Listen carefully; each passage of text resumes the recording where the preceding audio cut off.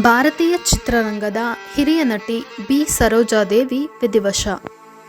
B ಸರೋಜಾದೇವಿಯವರು ದಕ್ಷಿಣ ಜಿಲ್ಲೆಯ ಚನ್ನಪಟ್ಟಣ ತಾಲೂಕಿನ ದಶಾವರ ಗ್ರಾಮದವರು.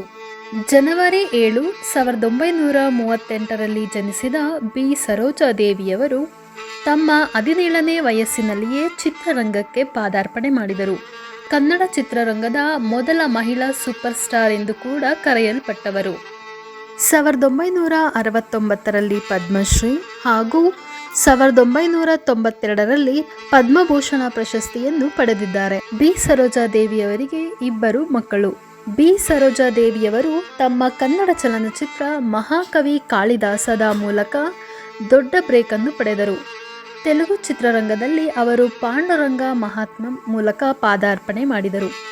1970ರ ಅಂತ್ಯದವರೆಗೂ ಹಲವಾರು ಯಶಸ್ವಿ ಚಿತ್ರಗಳಲ್ಲಿ ನಟಿಸಿದ ತಮಿಳು ಚಿತ್ರ ನಾನೋಡಿ ಮುನ್ನರ್ 1958ರಲ್ಲಿ ಅಗ್ರ ನಟಿಯರಲ್ಲಿ ಒಬ್ಬರನ್ನಾಗಿ ಮಾಡಿತ್ತು.